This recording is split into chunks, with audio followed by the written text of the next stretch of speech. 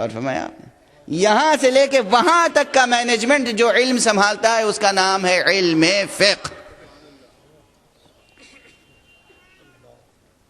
اب بہت سے لوگ اسے فقہ کہتے ہیں، فقہ غلط ہے، فقہ ہے، علم فقہ. فقہ کے معنی کیا ہیں؟ اسی فقہ سے یہ آیت کریمہ جو ہم نے آپ کے سامنے تلاوت کی ہے، فَلَوْلَا نَفَرَ مِن كُلِّ فِرْقَةٍ مِّنْهُمْ طَائِفَةٌ لِيَتَفَقَّهُوا فِي الدِّينِ. کیوں نہیں ہر گروہ سے، ہر قبیلے سے، ہر قریے سے، ہر شہر سے، ہر ملک سے کچھ لوگ، تھوڑے سے لوگ اٹھتے اور مرکز علم تک کیوں نہیں جاتے؟ مرکز علم تک کیوں نہیں جاتے؟ شہر علم تک کیوں نہیں جاتے؟ باب علم تک کیوں نہیں جاتے؟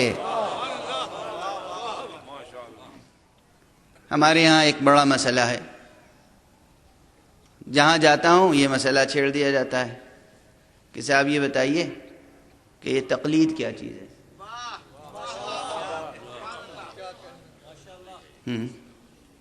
میں عرض کرتا ہوں کیا چیز ہے، ٹھنڈے دل سے سوچ لیجئے، غور کر لیجئے، میں بتاتا ہوں کیا چیز ہے. آپ کو لوگوں نے بہکایا ہوگا، دھوکہ دیا ہوگا، میں پوری طالب علمانہ ذمہ داری سے عرض کر رہا ہوں.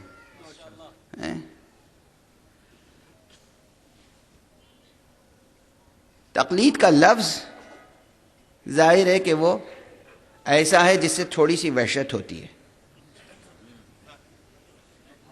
تقلید کا کلمہ ہے ایسا کہ اس سے تھوڑی سی وحشت ہوتی ہے، چونکہ ان کو سمجھایا جاتا ہے کہ تقلید اسی روٹ ورڈ سے قلادہ بھی ہے. قلادہ کہتے ہیں گلو بند کو، وہ سمجھتے ہیں کہ یہ کوئی گلے کا پھندا ہے. تقلید کوئی گلے کا پھندا ہے جس میں انسان پھنس جاتا ہے.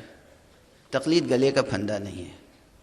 لفظ سے وحشت نہ کیجیے، اب اس کی ٹیکنیکل ڈیفینیشن سمجھ لیجیے اور دیکھیے کہ اس کی ضرورت ہے یا نہیں ہے. ضرورت نہیں ہے تو نہ اختیار کیجیے. کون کہتا ہے اختیار کیجیے؟ ضرورت ہے تو اختیار کیجیے، ضرورت نہیں ہے تو بالکل اختیار نہ کیجیے.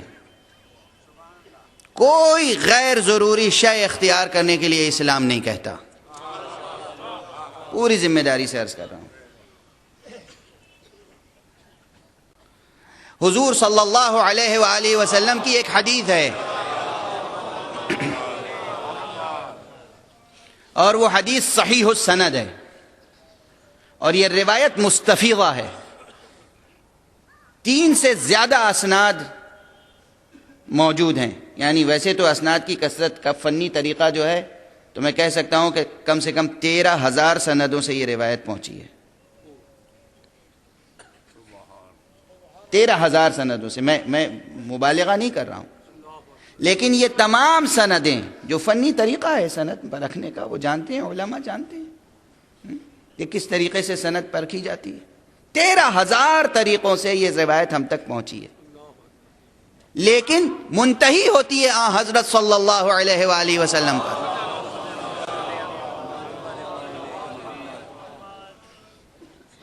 منتہی ہوتی ہے 3 سے زیادہ روات ہیں جو جسے کہتے ہیں کہ راوی اول، جس میں معصوم بھی شامل ہیں، خود ائمہ اہل بیت، اور غیر معصوم بھی شامل ہیں، اصحاب بھی شامل ہیں، اہل بیت بھی شامل ہیں.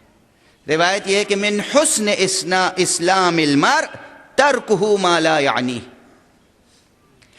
انسان کے اسلام کا حسن یہ ہے،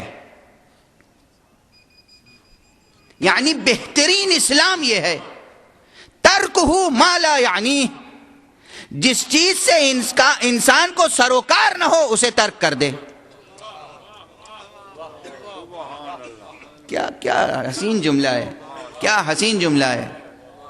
جوانان عزیز، بزرگان محترم، ذرا اپنی زندگی اور لائف سٹائل پر غور کیجئے کہ ہم لوگ کتنی باتیں دن بھر میں کرتے ہیں، کتنا مصرف کرتے ہیں، کتنا خرچ کرتے ہیں. ایسی باتوں پر وقت ضائع کر دیتے ہیں، گفتگو ضائع کرتے ہیں، جان خرچ کر دیتے ہیں. آخر گفتگو کرنے میں بھی جان خرچ ہوتی ہے، جان خرچ ہوتی ہے، جس سے سروکار نہیں ہوتا، کوئی ضرورت نہیں ہے.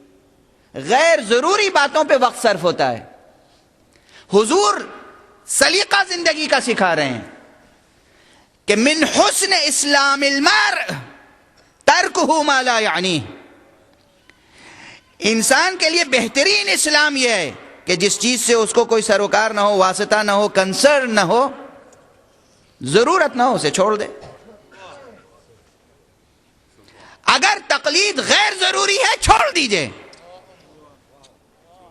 اگر ضروری ہے تو آپ ہی فیصلہ کیجئے کہ ایک ضروری کام کیوں چھوڑا جائے۔ یہ ذمہ داریاں اتنی مسافتیں طے کر کے جو مومنین آئے ہیں، خدا کے واسطے میں دست ادب جوڑ کے عرض کر رہا ہوں، اچھی طرح اس مسئلے کو سمجھ لیں، اور خاص طور سے اس کام کو ہماری مائیں انجام دیں گی، ہماری بہنیں انجام دیں گی۔ جانے کے بعد آپ کا میسج آپ کے بچوں کے لیے یہ ہوگا کہ بھائی اگر یہ مسئلہ معقول ہے تو اس پہ عمل کرو۔ شوہروں سے بیویاں عمل کرائیں گی، بچوں سے مائیں عمل کرائیں گی، بھائیوں سے بہنیں عمل کرائیں گی، اور یوں بھی یاد رکھیے تہذیبیں پروان چڑھی ہیں خواتین کی قربانیوں سے۔ تہذیبیں خواتین کی قربانیوں سے پروان چڑھی ہیں۔ مرد تو لڑ جھگڑ کے جنگ و جدل کر کے تہذیب و تمدن کو بگاڑتے ہیں، مٹاتے ہیں، عورتیں ہیں جو تہذیبوں کو امانت کی طرح رکھتی ہیں۔ تو یہ مسئلہ سمجھ کے جائیں، اگر ضروری ہے تو عمل کریں، ہر گھر جنت نظیر بن جائے گا۔ دیکھیے تقلید کہتے کسے ہیں، ٹیکنیکل اس کی ڈیفینیشن کیا ہے، اور اب اس سے بڑھ کر مثال دے دوں۔ مثال یہ ہے کہ اب یہ پلاٹ تو خرید لیا، اب پلاٹ پر بنانا ہے مکان۔ اچھی طرح سمجھ لیجئے، اگر یہ مثال تو بہت سی مشکلیں آپ کی حل ہو جائیں گی۔ بس یہ آخری مثال دے رہا ہوں آج اس وقت۔ مکان بنانا ہے، ظاہر ہے کہ میں نے شروع سے جو پڑھا ہے وہ فقہ، اصول فقہ، حدیث، قرآن۔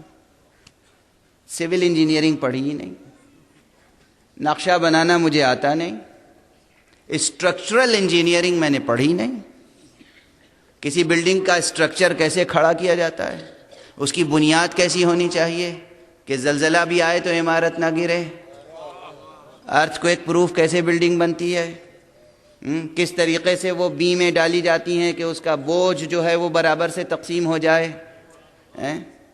تو میں نے یہ کیا کہ وہ پلاٹ کا نقشہ لیا اور اپنی ضرورتیں، توجہ رکھیے گا یہاں پر، اپنی ضرورتیں، فرض کیجئے کہ ایک ہی بیوی ہو تو ایک عدد کمرہ مجھے اپنا بیڈ روم چاہیے، اور مہمان خانہ چاہیے، بچوں کے لیے چاہیے، اسٹڈی روم چاہیے۔ اگر کسی کی ماشاءاللہ اس نے سنت پہ عمل کیا ہے، 4 بیویاں ہیں، تو اس اعتبار سے گھر کی وسعت چاہیے، کمرے چاہیے۔